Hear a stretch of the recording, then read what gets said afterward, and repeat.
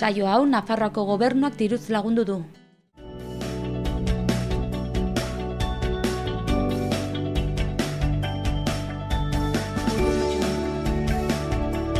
Arratsaldeon ikusentzuleok, iraiak 12 dugu gaurko asteartea eta egunez egun Iruña herriko hotsak eta zaratak saioan gaituzue. Gaurkoan ez dago larraitz, nik bakarrik nauzue, baina beti bezala betiko edukiak ditugu, asteko efemerideak, gero agenda, gero egunkarietako azalak eta gaur ere elkarrizketa bat dugu.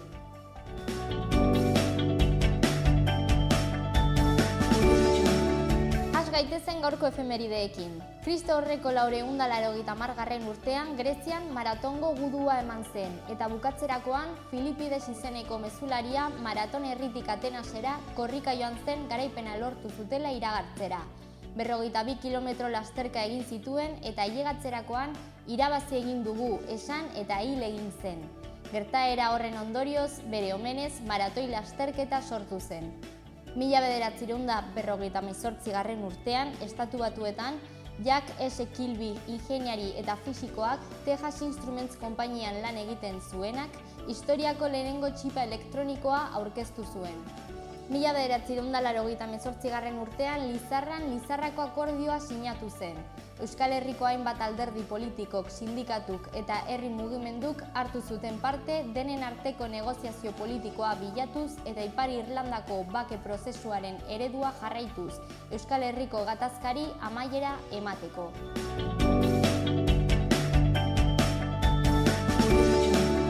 Ikus ditzagun grafikoki gaurko egunkarietako azalak.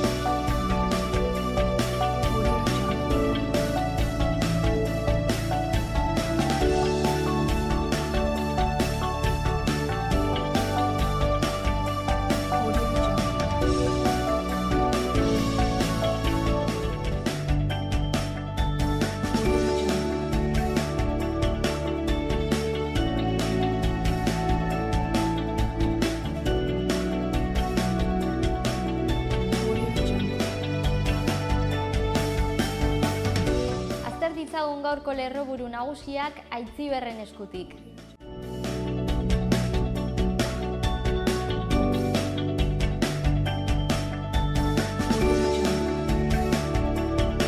Nafarroako gobernu osatzen duten alderdien artean bilera egin dute krisia bideratzeko abiadura handiko kontrolaren inguruko desadostasuna jarraiz inguruko gobernuaren baitan.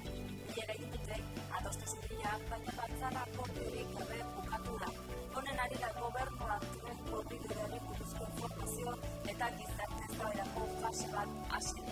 Bestalde hizkuntza eskola ofizialak bi ikastola zabalduko ditu Lizarrak, lehen aldiz euskarak ingelesa eskainiko dituzte, guztira 125 plazak.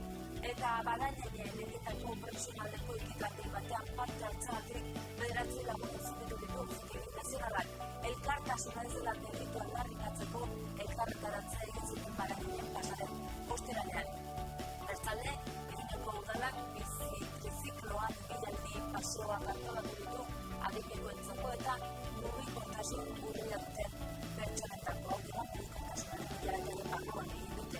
Eta albisteekin bukatzeko Nafarroako gobernuak aste honetarako kultura agendan kaleratu du erakusketak, kontzertuak eta bisita gidatuak izanen dira.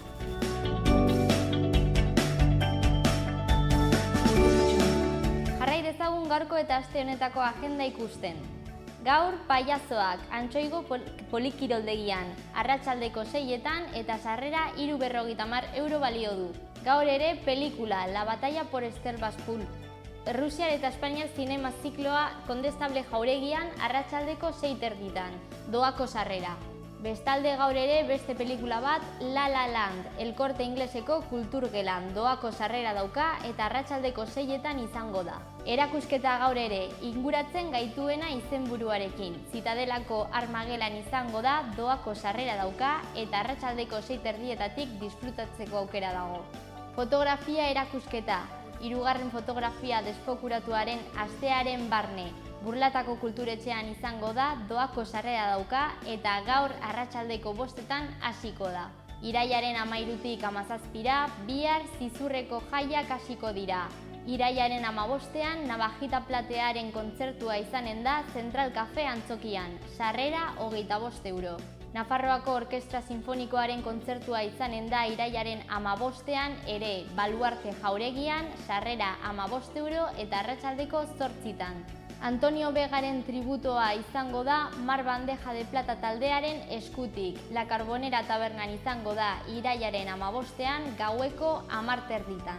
Antzeslana irailak 15 eta 16 egunetan. Prefiero que seamos amigos.